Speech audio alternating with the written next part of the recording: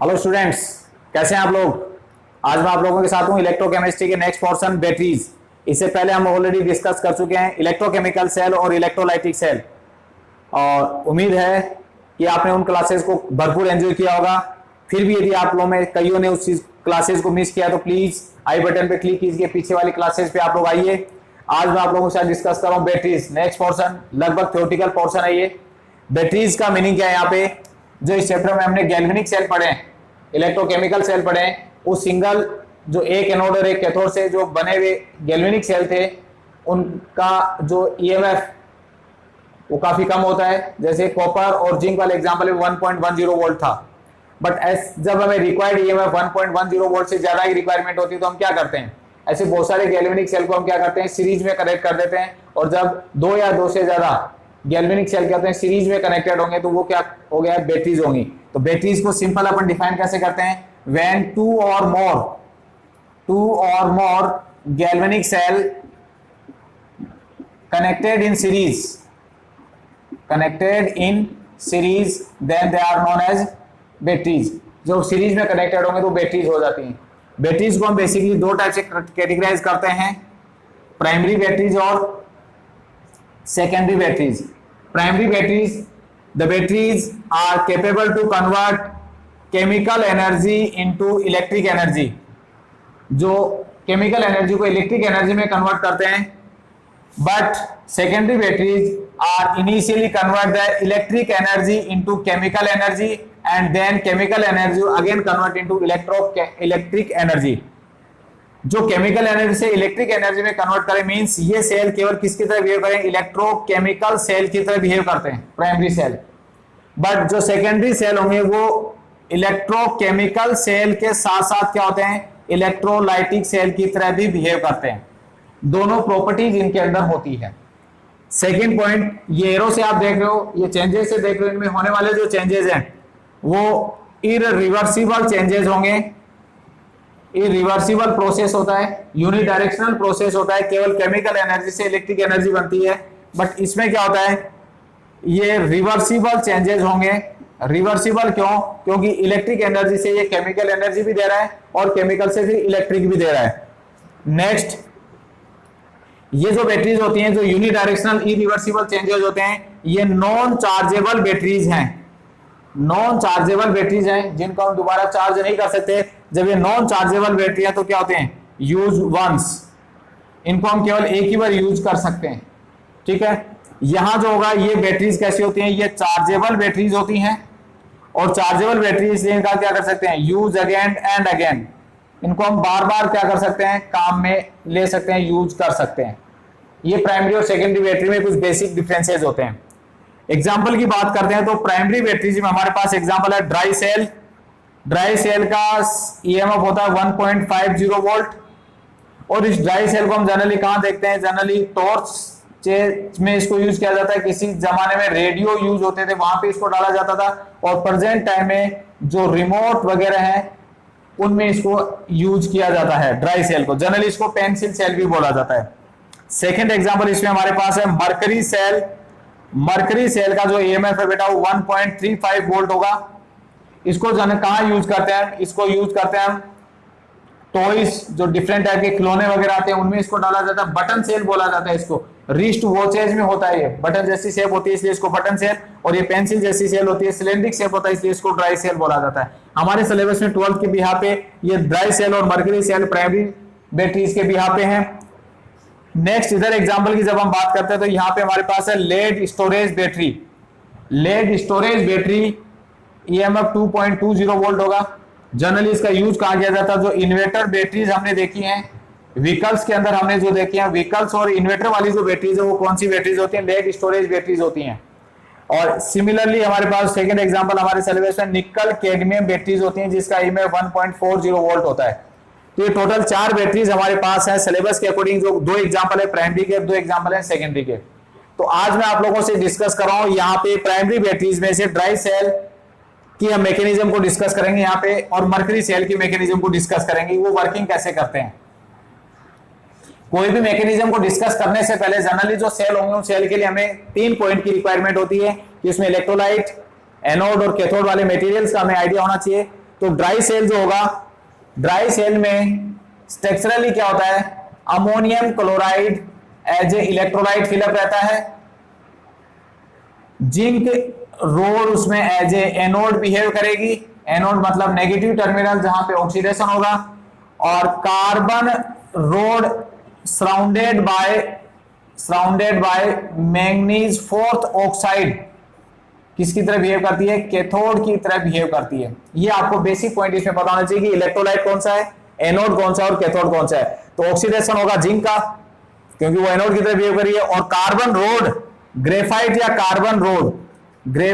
Carbon road जो surrounded रहती है मैंगनीज डाइऑक्साइड के पाउडर से, वो क्या होती है, कैथोड की तरह बिहेव करती है। ये जनरल इसका स्ट्रक्चरल पोर्शन हो जाता है।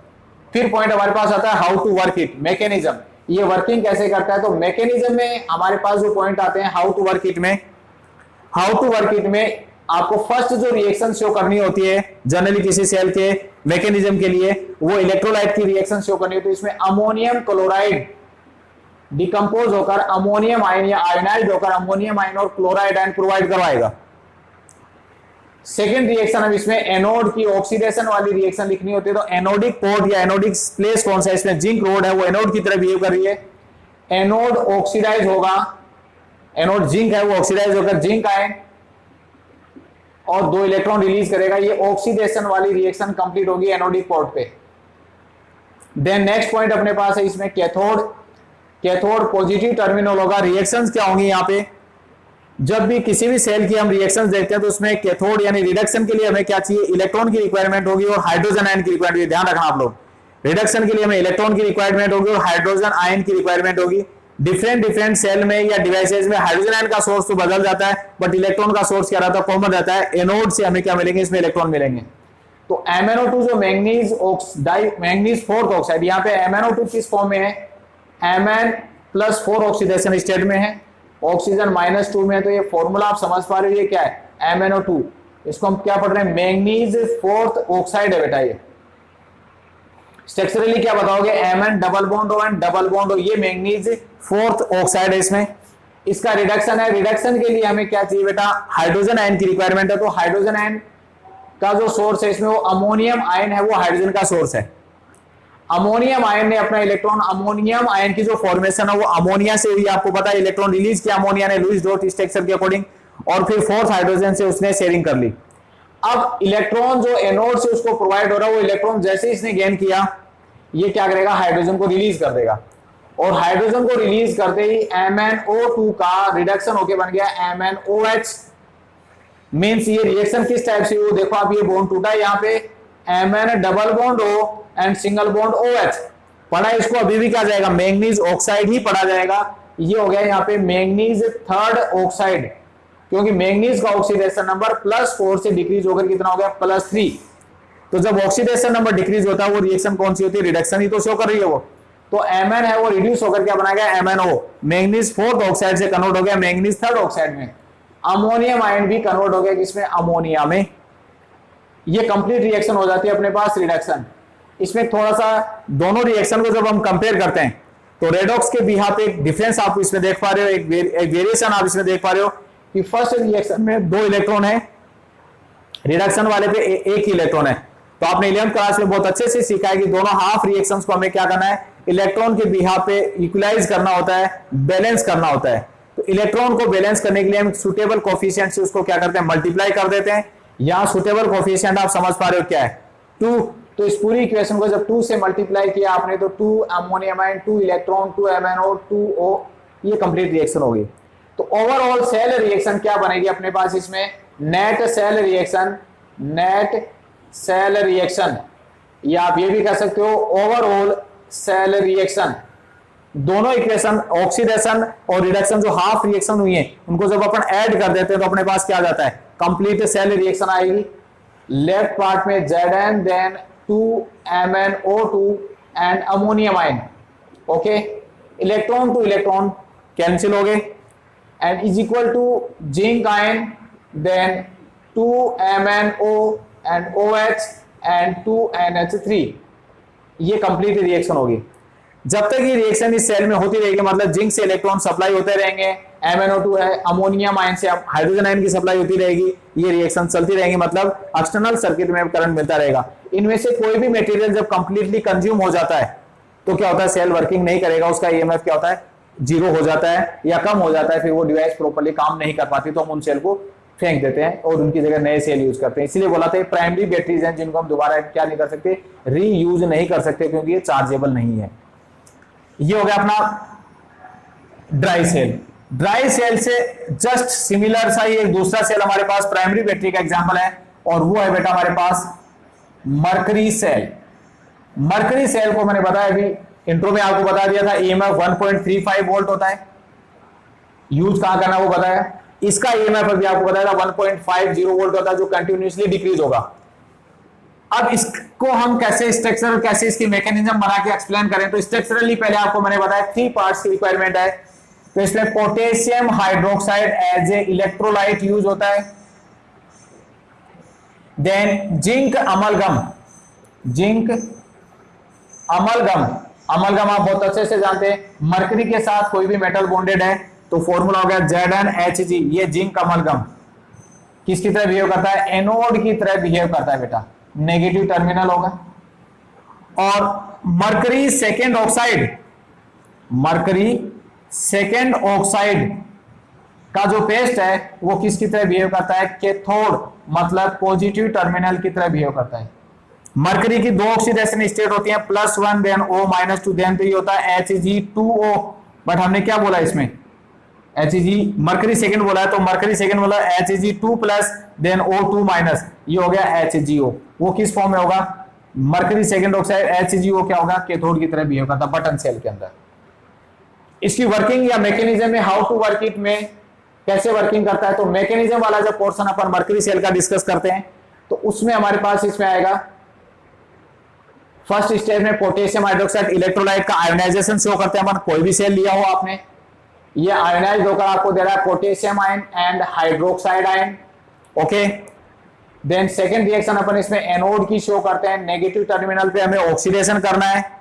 ऑक्सीडेशन किसका होना है, जिंक का होना है, जिंक ऑक्सीडाइज होकर zinc ion then electron provide करवा रहा है, ऑक्सीडेशन हो गया। बट ये जो जिंक आयंस है वो अवेलेबल एनायन के साथ रिएक्ट करेंगे, तो जिंक आयन अवेलेबल एनायंस कौन है, यहाँ पे हाइड्रोक्साइड आयन है जो इलेक्ट्रोलाइट ने प्रोवाइड करवाए, वो उन हाइड्रोक्साइड आयन के साथ कंबाइन होगा। मैंने इसमें 2 क्यों अप्लाई किया, ये आप देख लीजिए, बैलेंसिंग के लिए मान लीजिए आप इसको रिएक्ट करेंगे तो ZnO and water molecule produce हो जाएगा। तो ये दोनों की दोनों रिएक्शन को जब अपन, ये एनोड पे कंप्लीट हुई है, इन दोनों रिएक्शन को प्लस करते हैं अपन। ये हालांकि एक पर्टिकुलर हाफ सेल में रिएक्शन हो रही है, हाफ इलेक्ट्रोड पे रिएक्शन हो रही है, तो इसमें क्या होगा, ये Zn ion Zn zinc ion आपस में कैंसिल हो गए, then 2 hydroxide ion and ZnO plus H2O। ये कंप्लीट रिएक्शन एक इसको शो कर रहा है, एनोड की रिएक्शन हो रही है ऑक्सीडेशन वाली। इस रिएक्शन को पहला जो मैंने रिएक्शन लिखी है, हाफ रिएक्शन पे भी हाफ रिएक्शन लिखी है, वो loss of electron oxidation, addition of oxygen oxidation, और ओवरऑल आपने देखा तो भी क्या हो रहा है, जिंक है यहाँ पे इसका ऑक्सीडेशन 0 है, यहाँ पे +2 में आ गया, ऑक्सीडाइज हो रहा है या फिर ऑक्सीजन ऐड हो रहा है, किसी भी यहाँ पे आप देख लीजिए ये ऑक्सीडेशन को शो कर रहा है। सेकेंड रिएक्शन हम यहाँ पे शो करते हैं किसकी, कैथोड की। कैथोड पे क्या रिएक्शन होनी है, यहाँ पे पॉजिटिव टर्मिनल है कैथोड, रिडक्शन होना है मरकरी सेकेंड ऑक्साइड का HgO, मरकरी सेकेंड ऑक्साइड। इसका रिडक्शन कैसे होना है, मैंने कल आपसे अभी थोड़ी देर पहले आपको मैंने क्या कहा है कि रिडक्शन के लिए हमें 2 चीजों की रिक्वायरमेंट होती है, एक तो इलेक्ट्रॉन्स और सेकंड हाइड्रोजन।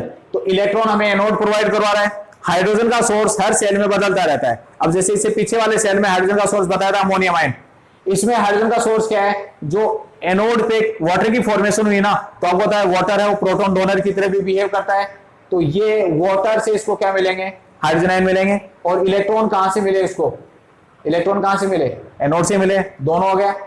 दोनों में अभी मैंने बताया कि इलेक्ट्रॉन बैलेंस रहने, तो आप पहले से इसमें वो 2 इलेक्ट्रॉन को बैलेंसिंग करके चलिए।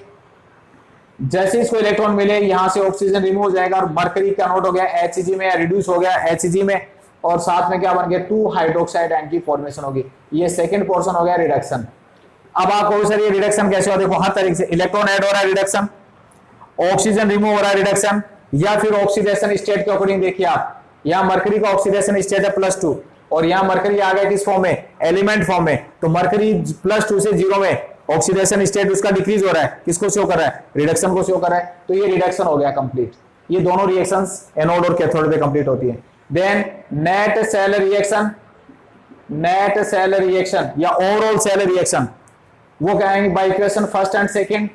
इक्वेशन फर्स्ट और सेकंड को जब मर्ज करते हैं तो अपने पास ओवरऑल सेल रिएक्शन आ जाती है, Zn plus HgO then is equal to ZnO plus Hg। अब आप देखोगे बाकी वैल्यूज कहां गई, तो हाइड्रोक्साइड, एनोड का हाइड्रोक्साइड इस कैथोड हाइड्रोक्साइड से बैलेंस हो रहा है, एनोड का वाटर इससे बैलेंस हो रहा है, इलेक्ट्रॉन सब बैलेंस हो गए, तो हमारे पास फाइनली ये वैल्यू आती है। ये ओवरऑल सेल रिएक्शन हो गई। क्लियर है, ये इसके मैकेनिज्म हो गए। हमारे सीबीएसई बोर्ड में क्वेश्चन पूछा गया है ईएमएफ ऑफ 1 मार्क्स में, जब 1 मार्क्स में सिंपल 1 वर्ड में mercury cell is remains constant, mercury cell के ही लिए क्वेश्चन आता है। और एक आगे हम फ्यूल सेल पढ़ेंगे, उस फ्यूल सेल के लिए भी क्वेश्चन आता है कि इनके जो ईएमएफ रहते हैं ड्यूरिंग होल वर्किंग पीरियड उनका ईएमएफ क्या रहता है, कांस्टेंट। कौन कौन से, जो हमारे सिलेबस है, तो मरकरी सेल का और सेकेंड फ्यूल सेल का। अभी इससे पहले जो मैं आपसे बात कर रहा था ड्राई सेल, उसका ईएमएफ भी कंटिन्यूअसली क्या होता है, डिक्रीज हो गया था, 1.5 नहीं रहा था। लेकिन यहां पे इसका ईएमएफ क्या होगा, डिक्रीज नहीं हो रहा है। किसका, मरकरी सेल का ईएमएफ डिक्रीज नहीं हो रहा। आप ये डिक्रीज वाला पॉइंट नहीं समझ रहे, मैं एक कॉमन सा बात बताता हूं आपको। जैसे हमारे घर में जैसे हम रिमोट यूज करते हैं, रिमोट में जो डलने वाले सेल हैं वो प्राइमरी बैटरी के एग्जांपल हैं। इनिशियली उसमें जब सेल न्यू होते हैं तो उसमें बड़े प्रॉपर्ली हम जिस बॉडी पोस्चर में पड़े रहते हैं, हम बड़े बेड पे पड़े क्या करते हैं, हमारे रिमोट से हम क्या करते हैं, टीवी चैनल्स बदल देते हैं। धीरे धीरे जैसे जैसे सेल पुराना होता जाएगा क्या होगा, उसके सिग्नल वीक होंगे, क्योंकि उसकी ईएमएफ डिक्रीज हो रहा है। सिग्नल वीक होंगे तो हम क्या करें, हमारे बॉडी पोस्चर को चेंज करते करते क्या करते हैं, चैनल्स को चेंज करते हैं। और फाइनली जब वो और भी खत्म हो जाता है, हम जस्ट इंडियन टिपिकल टेंडेंसी में आ जाते हैं कि उसको हम 2 बार ऐसे करते हैं, 2 बार ऐसे करते हैं, फिर अपन उसको क्या करते हैं। तो ये क्या है, उसको आगे पीछे हिलाने विलाने से, पीटने से क्या उसका ईएमएफ इंक्रीज थोड़ी हो रहा, बट ये हमारी क्या एक टेंडेंसी बनी हुई है कंप्लीटली उसको यूज करने की। तो ये ईएमएफ जैसे उसका डिक्रीज हुआ, मैंने बताया पेंसिल सेल का, इसका ईएमएफ क्या रहता है, एक साथ धीरे धीरे डिक्रीज नहीं होता, वो एक साथ क्या आता है 1.5 से 0 आता है। इतना कम हो जाता है फिर काम नहीं करता, धीरे धीरे कम नहीं होता। तो इसका रीजन क्या है, इसका रीजन इसकी मैकेनिज्म है। इससे पीछे वाली ड्राई सेल की मैकेनिज्म आपको ध्यान दे आ रही हो, तो उसमें क्या क्या आया था, उसमें जिंक भी आया था, देन अमोनियम आयन भी आया था, ओके, और MnO2 भी आया था। तो MnO2 उसका क्या था, कैथोड, जिंक उसका क्या था, एनोड। अमोनियम आयन कहां से आया था, उसमें अमोनियम आयन इलेक्ट्रोलाइट से तो आया था ड्राई सेल में। बट यहां आप देख रहे हो ये एनोड है, ये कैथोड है। क्या इसमें इलेक्ट्रोलाइट आ रहा है, इलेक्ट्रोलाइट मीन से क्या पोटेशियम आयन हाइड्रोक्साइड आयन आया, क्या नहीं आ रहा है। तो इसकी नेट सेल रिएक्शन से कंफर्म हो रहा है कि इसमें इलेक्ट्रोलाइट का इन्वॉल्वमेंट नहीं होता है। तो इसका रीजन क्या देंगे हम, इलेक्ट्रोलाइट का इन्वॉल्वमेंट नहीं होता। आपसे क्वेश्चन क्या पूछा गया है कि why there EMF is constant during whole working period, तो आपको सिंपल लिखना है because their concentration of electrolyte is remains constant. Electrolyte की कंसंट्रेशन वो क्या रहती है, कांस्टेंट रहती है, इसलिए उसका ईएमएफ है वो डिक्रीज नहीं होता। अच्छा क्वेश्चन है ये, थ्योरेटिकल पार्ट कह सकते हो।